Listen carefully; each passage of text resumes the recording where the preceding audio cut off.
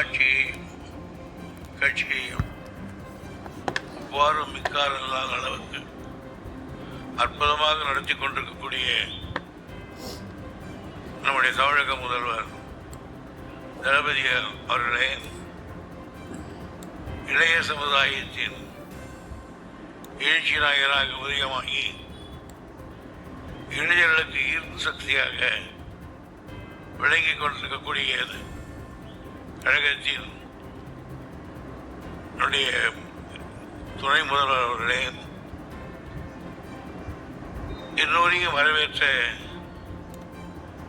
தம்பி ராஜீவ்காந்தி அவர்களே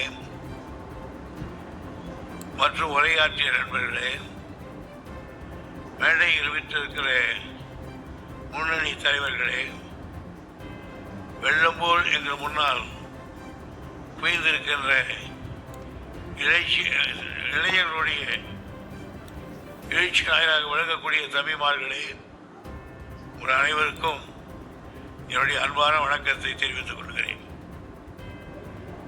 நான் காலையிலே வந்த பிறகு பார்த்தேன், வழக்கமாக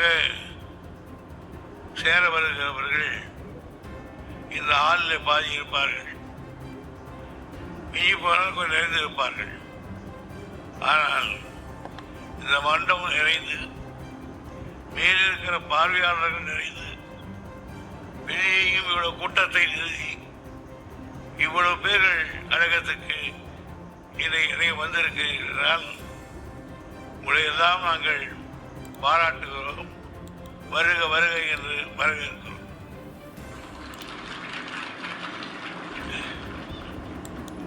எந்த திசையிலிருந்து நீங்கள் வந்தீர்கள் என்பதை பற்றி கவலை இல்லை. ஆனால் எந்த திசையை நோக்கி நீங்கள் வர வேண்டுமோ அந்த திசையை நோக்கி நீங்கள் வந்திருக்கிறீர்கள்.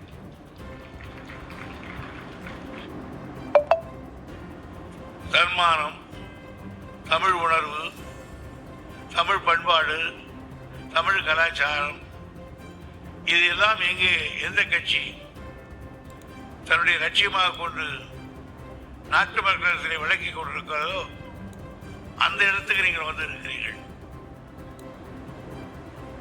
காரணம், இளைய சமுதாயத்தால் உருவாக்கப்பட்டதுதான் திராவிட முன்னேற்ற கழக அரசு.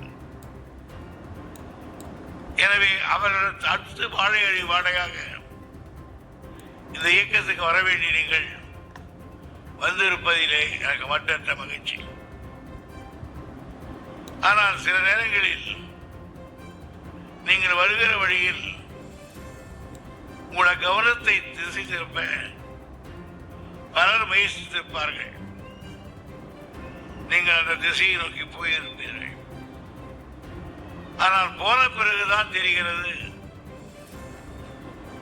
அவர்கள் தலைவர்கள் அல்ல, ஒரு தரந்தாழ்ந்த பிம்பங்கள் என்பது. காரணம், எதை பற்றியும் பேசுவார்கள். நாம் இந்தி எதிர்ப்போம், சிலர் இந்தியை ஆதரிப்பார்கள். நாங்கள் மாநில சுயாட்சி கேட்போம், அதை சிலர் எதிர்ப்பார்கள். இவையெல்லாம் கூட ஒரு அரசியல் என்று எடுத்துக்கொள்ளலாம். ஆனால் நான் இங்கே துரைமுருகன், ஒரு MABL, ஒரு சட்டமன்ற உறுப்பினர், கழகத்தின் பொருளாளர், இவ்வளவு அந்தஸ்துக்களையும் பல ஆண்டுகளாக நான் பெற்றிருக்கிறேன் என்றால் அதற்கு காரணம் ஒரே ஒருவர், தந்தை பெரியார் அவர்கள் தான். தந்தை பெரியார் அவர்கள் இல்லாவிட்டால் இன்னும் நான் முட்டுக்கோவளம் கட்டி ஏர் ஓட்டி கொண்டு தான் இருப்பேன். நம்மை பற்றி நமக்கு புரிய வைத்தவர் தந்தை பெரியார் அவர்கள். அதற்காக அவர் பட்ட அவமானங்கள் அதிகம், எதிர்ப்புரைகள் அதிகம். தன் மீது சேரி வார்த்தை எரித்தார்கள், எரித்துக் கொண்டிருக்கிறார்கள். அதை பற்றி எனக்கு கவலை இல்லை. ஒரு முறை பெரியாரத்தை கேட்டார்கள், ஏன் சிலர் இப்படி செய்கிறார்கள் என்று. இன்னும் அவர்கள் பழைய ஆட்களாக இருக்கிறார்கள், இன்னும் இன்னும் திருந்தவில்லை, வருவார்கள் என்று சொல்லிவிட்டு போய்விட்டார். ஆக இந்த தமிழ் சமுதாயம் இன்றைக்கு இந்தியாவிலேயே நிமிர்ந்து இருக்கிறது என்றால் அதற்கு காரணம் தந்தை பெரியார் அவர்கள். ஆனால் அந்த பெரியாரை கூட இன்றைக்கு எதிர்த்து பேசுகிற அளவுக்கு ஒரு இழிநிலை பிறவிகள் உருவாகி இருக்கிறார்கள். நான் 6ஆம் வகுப்பு படிக்கிற போது அதை அண்ணா ஒரு கூட்டமத்துக்கு வந்தார்கள். என்னை நெஞ்சில் தொட்டதை சொல்லுகிறேன். குடியாத்தத்தில் ஒருவர் இருந்தார், மிக வேகமாக பேசுவார். அவர் சொன்னார், இன்னும் ஞாபகம் இருக்கிறது, நீ சொல்வதே தவறில்லை, பெரியார் என்ற ஒருவர் தோன்றாமல் இருந்தார் இந்த நாட்டில் பார்ப்பனுடைய மூத்தரம் ஹவுஸ் 3 ரூபாய் என்று வித்து இருக்கும், அதை தமிழர் வாங்கி குடித்திருப்பார் என்று பேசினார். 1950-52 நான் கேட்டது இன்னும் எனக்கு இருக்கிறது. கொஞ்சம் எனக்கே கூட பேட்டரி குறையுமானால் அந்த வார்த்தையை தெரிந்து கொள்வேன். ஆக ஐயாவினுடைய பணி சாதாரணமானதல்ல. இந்தியாவில் நாம் அறிவாளிகளாக இருக்கிறோம் என்றால் தந்தை பெரியார் அவர்கள் தான். எனவே காரணம், அந்த பெரியாரோடு முரண்பட்டிருந்தாலும் கொள்கைகளை மாறாமல் இந்த இயக்கத்தை வளர்த்தவர் அறிய அண்ணா அவர்கள். அதை அடுத்து அண்ணாவுக்கு அடுத்து சுமார் ஒரு 50 ஆண்டு காலம் இந்த கட்சிக்கு தலைமை தாங்கி ஆட்சியை அற்புதமாக நடத்தியவர் நம்முடைய தலைவர் கலைஞர் அவர்கள். அவர் ஒரு பெரிய மாறுதலையே செய்து காட்டினார், ஒரு புதிய எழுச்சியை உருவாக்கி காட்டினார்.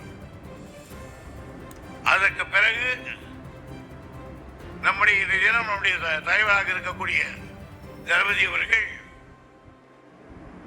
அந்த உணர்வுகளை, அந்த பாசத்தை, கட்டியணைக்கிற தாய்மையை அப்படியே பின்பற்றுகிற காரணத்தால் தான் அவரிடத்தை எவ்வளவு இளைஞராக இருந்தாலும் அவருக்கு தமிழகம் தாய் வணங்குகிறது. எனவே இன்றைக்கு தமிழகம் மட்டுமல்ல, இந்தியாவே திரும்பி பார்க்கிறது. ஆனால் இதுவரையில டெல்லிக்கு அபிஷியலாக அவர் 2 முறை தான் போயிருக்கிறார். ஆனால் டெல்லி நித்தம் ஜெபிப்பது ஸ்டாலின் ஸ்டாலின் என்ற பேச்சு தான். அந்த அற்புதத்தை உட்கார்ந்தே செய்து கொண்டிருக்கிறார். எனக்கு தெரியும், கலைஞர் கூட முதலில் வந்த போது அவர் ஏற்கவில்லை.